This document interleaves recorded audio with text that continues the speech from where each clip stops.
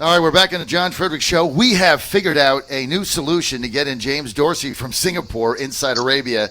My number one source for news and information for the Middle East. Go to InsideArabia.com. That's InsideArabia.com. James in Singapore today, 12 hours ahead of us, so we appreciate him being on. Always good to get his perspective. James Dorsey, sorry for some of the issues we had. Great to have you.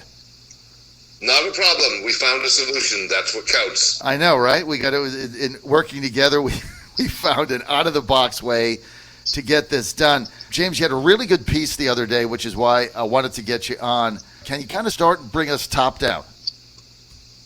You were talking about the piece on Jerusalem. Yes. Well, basically what you have is, as we all well know, major rivalries that envelop much of the Middle East. Those rivalries have now moved on the ground to Jerusalem.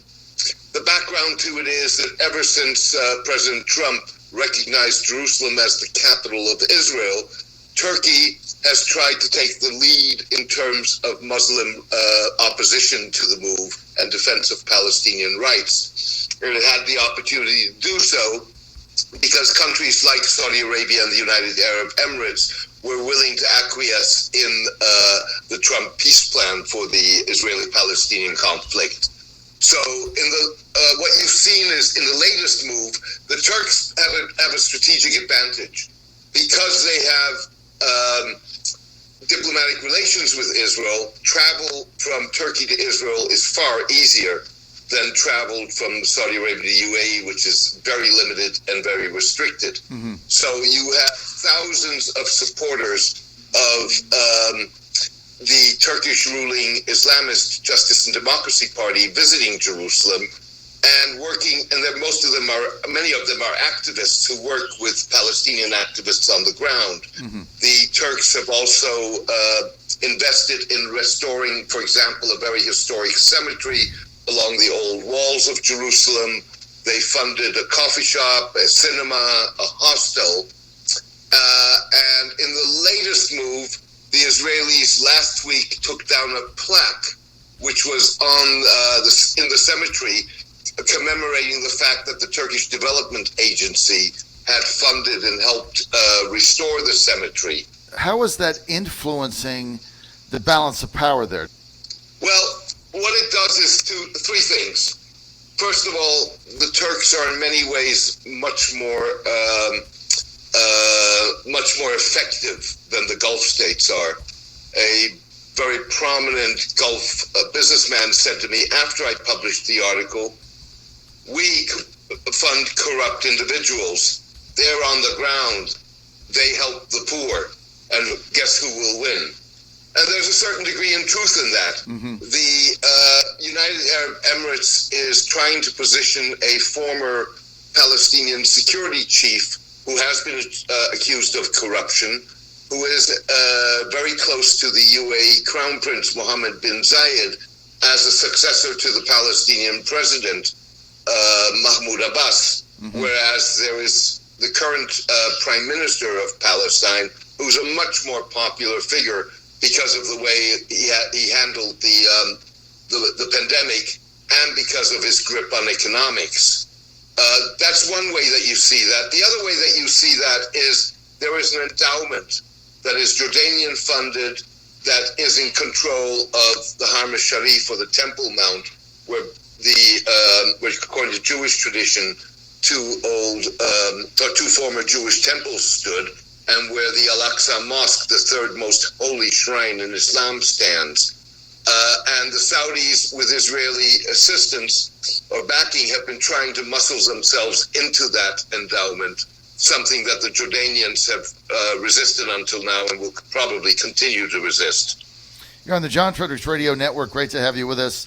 James Dorsey with us, senior contributor for Inside Arabia. Go to InsideArabia.com. That's where I go every day for news on the Middle East. Got the best analysis and the best writers like James Dorsey. He's live with us from Singapore today. Sorry we had some issues earlier with the phones, but we got it straightened out. So once again, here we are again, having another conversation about the Turks and about Erdogan and their expansion of influence in the region, almost unthinkable, James, 10 years ago. that Erdogan has moved Turkey to the forefront now in so many different areas of influence. How is he continuing to gain this level of influence throughout the region? All sides of it. Yeah, but I think, you can look at this way as Turkish expansionism, which is certainly the way the Gulf looks at it. But I don't think that really matches the fact on the ground, at least not in all situations. So if you look at Syria, Turkey has real security interests in Syria. Syria borders on Turkey. The southeast, it is the country that has the largest number of Syrian refugees, some 3.5 to 4 million on its territory. Turkey has issues with the Kurds. Now, you can argue that that's to a large degree a result of Turkish policy, but nonetheless, it's Syrian Kurds on the other side of the border. So there's a real interest that the Turks have. It's not purely expansionism. Similarly, if you look at the Eastern Mediterranean, both Greece and Turkey are pushing the envelope, if you wish. So Greece, which is a signatory to the Law of Sea, has assigned maritime territorial rights to all of its islands that dot the Turkish coast. And it assigns the same rights that a country would have, which really, in a sense, leaves very, very little of the Turkish coast over. And so the Turks have responded to that by cutting a deal on maritime boundaries in the Eastern Mediterranean with Libya. With other words, yes, Erdogan is an Islamist. He's pompous, whatever you want to say about him. But this is not purely ideological. There is a rationale to it, which is solvable if both sides wanted to solve it. All right, so James Dorsey, what you're saying is basically the Turkish expansionism or Turkey's expansion of influence within the region, however you want to term it. It's interesting what you're saying is it's not necessarily all ideological. You're saying a lot of this is just driven by pure pragmatism, economic, military, and security reality from Erdogan. It's both.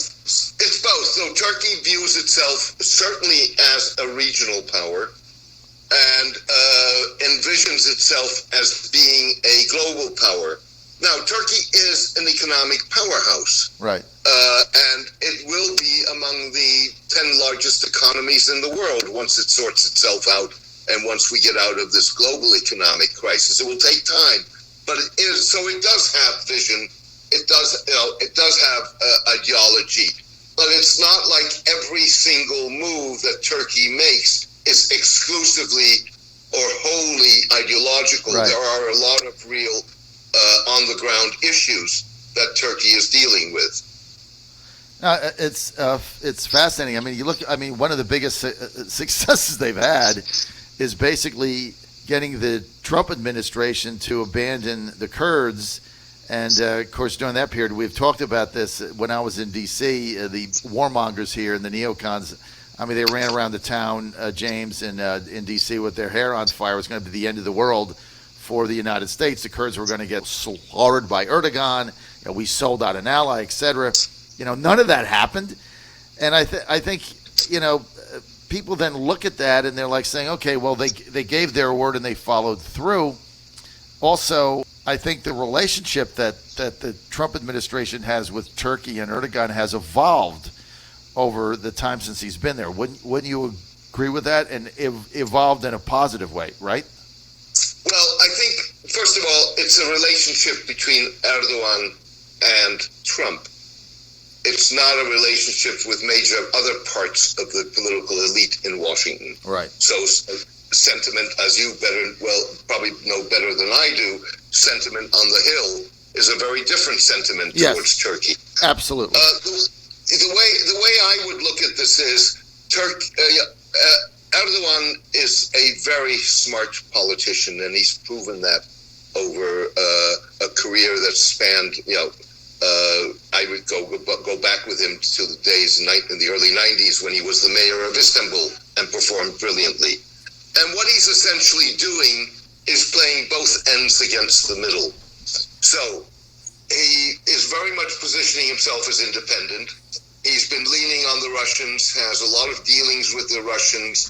They act in on a fair number of issues together. You had the purchase of the S-400, but at the same time, you have the Russians and the Turks at military loggerheads, both in Syria and in Libya.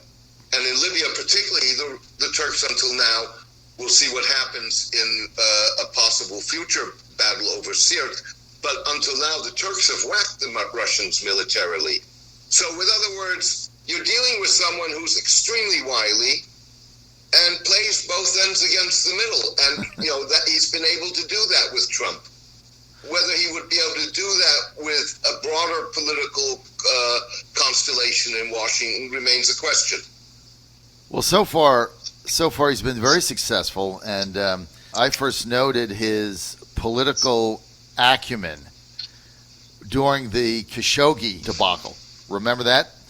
And right, where sure. I thought Erdogan, the way he, I don't know how you would say it, massaged, manipulated, or influenced the Middle East media there, especially the Turkish media, and how his government leaked out another little piece of the Khashoggi murder on a daily basis, so it stayed in the news for like weeks. When I saw that, I mean, you have to be a student looking at this stuff, James Dorsey. I saw that and I said, all right, this guy really understands. He really understands politics, media.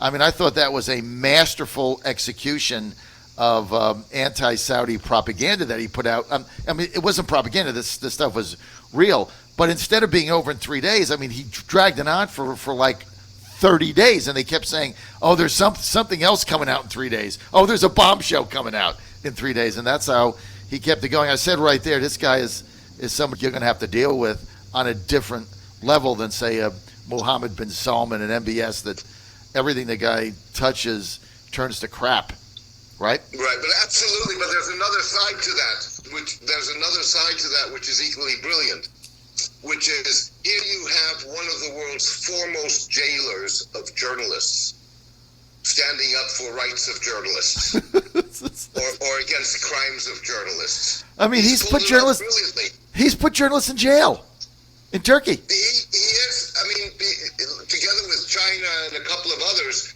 he is up in the top three probably people who puts journalists behind bars.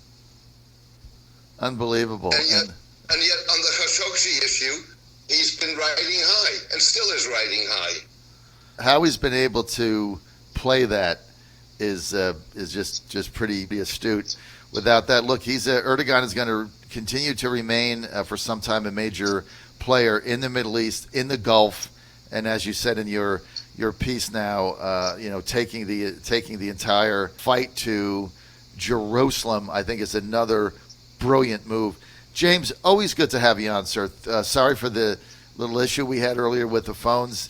James M. Dorsey, live in Singapore. You can read James. Go to InsideArabia.com. InsideArabia.com. He is a source of information beyond anything you're going to find.